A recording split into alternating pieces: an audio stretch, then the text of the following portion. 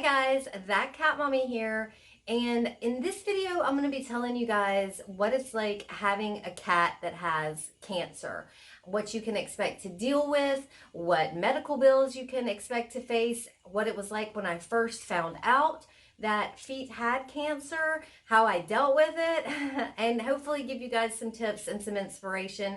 I'm assuming if you're watching this video, you either have a diagnosis that your cat has cancer or you are waiting on the test results to come in.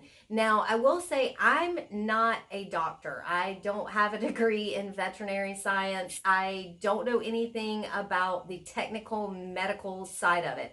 All I'm going to be telling you in this video is my experience and what happened with me, and hopefully it will give you guys an idea of what you can expect, because when I first got the diagnosis, I didn't know what to expect. I hadn't known anybody else that had a cat with cancer.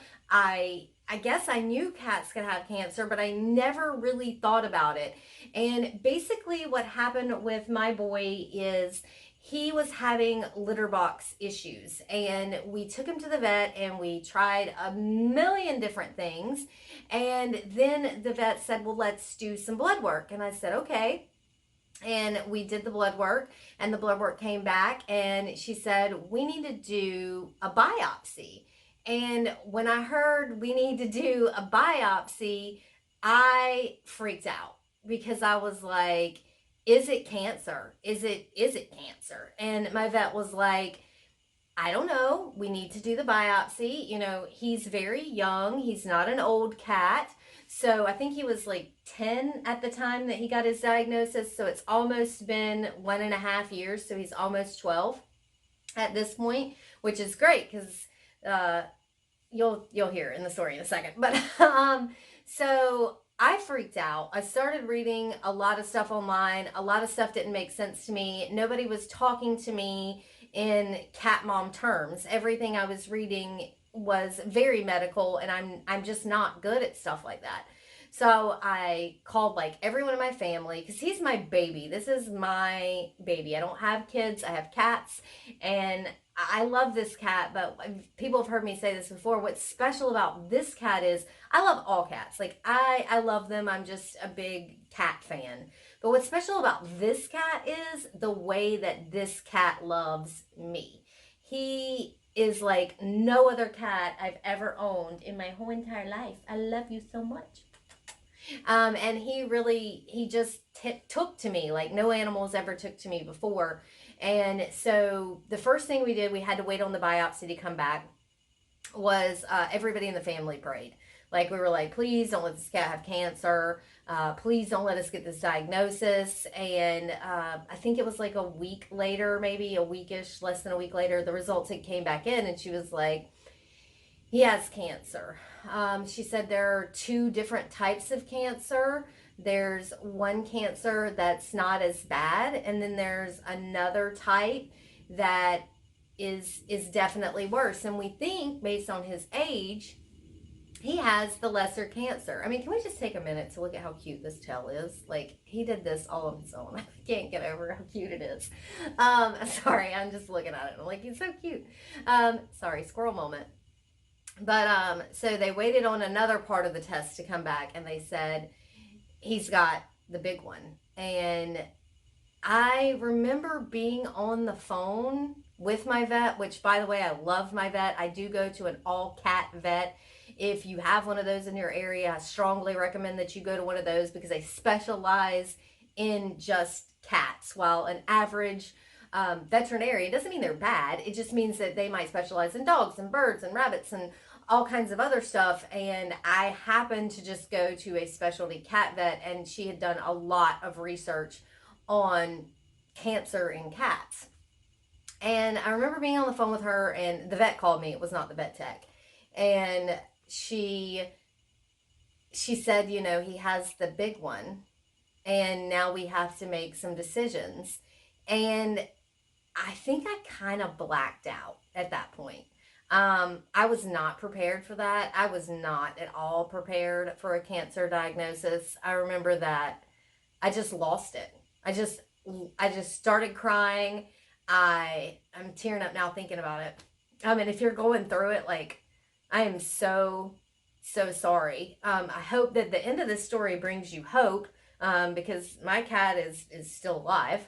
Um, but it just kind of was like being in a Charlie Brown moment where, like, it was like wah wah wah wah wah, and I didn't hear pretty much anything else she said.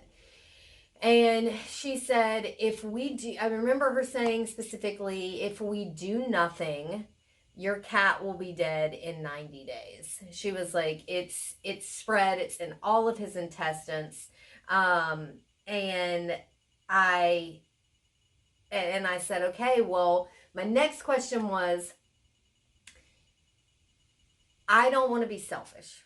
If he is in pain, because I mean, I'm relating cancer to what I've seen humans go through, and that is like awful. Um, and so I said to her, like, I can't be selfish. Is this going to hurt him? Is he in pain? Is he suffering? I can't be selfish and make him suffer to live for me. And she said, absolutely not. The cancer treatment is different in animals than it is in people. And the only thing that we do for cats is to make them feel better and to treat the problem. So she gave me reassurance that the medicine wasn't going to affect him the same way that it affects a human being going through chemo. So I said, okay. And she said, well, we've got several different options. We can give him, we're going to start him on one medicine, and he's going to take that every day. And then she said, we're going to start giving him B12 shots because he needed that in addition to what else he has going on. And she said, there's several different treatments, and she explained them all to me, and I was like, okay, how much is it going to cost? Because that was another question that I had. Fortunately, I had disposable income, because I will tell you guys, it's not cheap. It is not cheap, and I happen to have the money to have this done, and I can show you guys. I'm gonna tell you guys a little bit more about costs in a minute.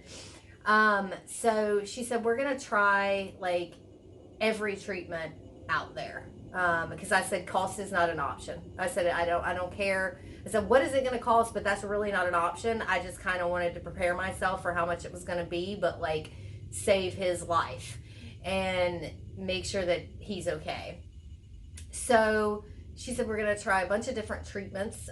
She'd read about a ton of different ones. She said, I'm going to tell you right now, the ones that do get treatment, if we just do this one treatment, one type of treatment, he could live about a year. But if we do all these different treatments, it's a possibility he could live. She said the life scale was between 1 to 20 years. She's like, and the longest cat that ever had cancer that lived with it for like 20 years, and then he ended up dying of something completely unrelated. So she was like, I can't tell you for sure that even if we do everything, that he will live longer than a year. And I was like, I don't care. Let's roll the freaking dice. So we started cancer treatments. We started at-home medicine, which you had to take, at-home shots once a week, B12 shots once a week. And just to give you guys an idea, I have kept every single invoice from the vet, and this started in October of 2018. And here are all the invoices. These are all bills that I paid. And you know, $130, $78, $465, $150, $200, $221, $155. I mean, it's expensive. It was not at all cheap to treat him. And I happen to be lucky. I work from home. I do consulting and stuff like that. And I have an at-home business, and I wasn't capped by a job. Like some of you guys may have 9 to 5s, and you can only make whatever the 9 to 5 job is. And I could go out, I could really bust my butt, I could bring in extra money so that I could afford these bills. And if you guys happen to be in a situation where you're like, I'm capped at how much money I can make, and my cat just got cancer, I don't think I'm going to be able to afford the medical bills, please reach out to me and let me tell you about some at-home options. Okay, you can totally say no, but what breaks my heart, and I said this every time I went into the vet to pay one of these bills, was what the heck do people do if they don't have the money? Like, what do you do? How do you make that decision? Because it's not cheap. I said, I just feel so bad for people that are getting this diagnosis and they can't afford this. This is a crazy stack of medical bills. The first surgery for the biopsy was something like $500 in total, with anesthesia and everything that they had to do. But I went to the vet every single week for like 6 months, and it was over $100 to walk into the place. And they had to keep him all day, so I brought him in really early in the morning, and they kept him all day. And then I came in that afternoon because they had to check on him, make sure the chemo stuff went okay. I came in the afternoon and picked him up. It was a $150 bill. So reach out to me. I can give you guys some suggestions on how you can make money from home if you don't currently have the ability to earn an unlimited amount of income and you're like, I really want to save my cat, but I don't have the money. So reach out to me, email me, contact me, somehow get a hold of me. I'll leave my email address in the comments section for you guys, because I just, I can share with you what I did, and hopefully that will make a difference. So yeah, vet all the time for 6 months. And then we went back in and she tested him and she said, it's not progressing. We are holding it at where it's at. And we're going to start an at-home treatment that you're going to give to him every other day. And the at-home treatment cost of that medicine is $100, and it lasts for 2 months. So that's a every 2 months cost of $100. And prices are going to vary, guys, based on where you go to the vet, based on time. I'm sure medicine for animals changes like it does for people. So then we have that bill. And then he also has to go in every 2 to 3 months and have his blood tested, because we need to make sure that his red cell count is not being totally depleted by the chemo medicine. And if that ever happens, I don't know what the next step will be, because I don't know if we're gonna go back to another chemo treatment or what will happen. Like I said, this is a lifetime thing that he's gonna have to deal with. But I hope that I can give some of you guys hope, because when I talked to my vet and she said 1 year to 20 years, that's the scale, and a cat can fall anywhere on it. And he's almost been living with cancer for 2 years. And here's another thing, if you guys are like, I don't know about giving him medicine. The worst part of the whole thing was really, are you gonna kiss mommy? The worst part of the whole thing was really the biopsy, because they had to shave his belly and cut him open and take some out of his intestines, and he had to wear the cone of shame. And that surgery was really, really hard on him in terms of, he just felt lethargic. He didn't feel good. He laid right beside me on a towel. I think I slept because, again, I work from home. I don't have a 9 to 5. I was sleeping when he was sleeping, but anytime he would like move at all, I would wake up and look at him. After I got the diagnosis and I knew it could be anywhere from a year, I went through this kind of period where I didn't want to sleep.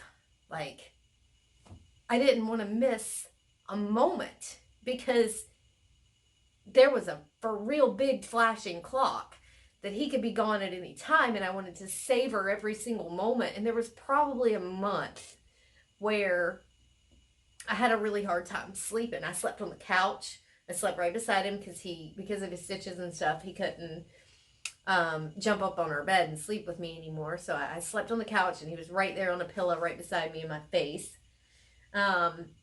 And it was It was difficult. It's a lot easier now.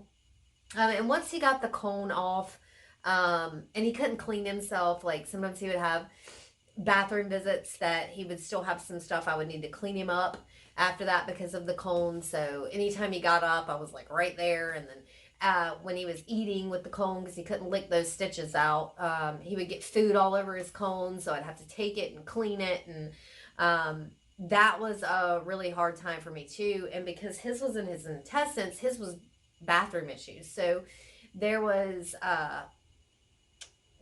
he had a major accident on our bed and literally ruined everything. Memory foam, topper mattress, a comforter, sheets, everything was garbage. We had to throw it away.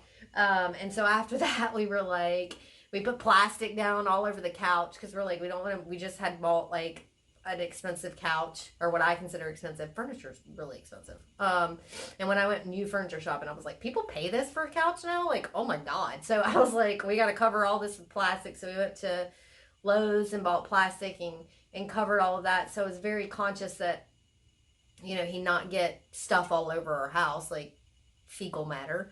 And that was another question, like, what the heck do people do that work 9 to 5? I asked the vet all the time. I was like, what do people do that work 9 to 5 that have a cat with this issue? And she was like, they just have to clean up the mess when they get home from work. And I was like, I don't know how somebody could do that. But he is good. The chemo medicine, after he would get chemo, he would come home from the vet, and some of it he's like fine with. He wasn't lethargic at all. There was sometimes on the bigger ones that were like really, really big boys that he would come home. He would be a little lethargic, but like he, for the most part, he kept his personality. He still wanted to play. He never looked like he was in pain. After the biopsy surgery, that was like the big one that I hated watching him, you know, but it was a major surgery he had to recover from. But after that, yeah, he's pretty much been normal. And, you know, like I said, we're going to go in a few days and have his red cell count tested again. And but he's full of his little personality and love. So I hope this gives you guys an idea of what you might be facing, and hopefully gives you some hope, because the treatment worked for my cat. The treatment did work for my cat.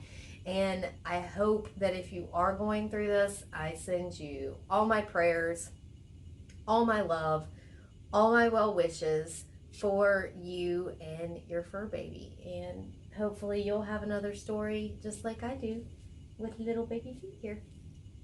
Thanks guys for watching this video. If you want more content from me that's maybe not this heavy, I try to do more fun content than heavy content. This is kind of a heavy video, but what you get with me is you get what I deal with as a cat mom. And if you're looking for a cat mom friend that you can relate to, make sure you hit that subscribe button, turn the notifications on. You're going to get notified every time I release a new video.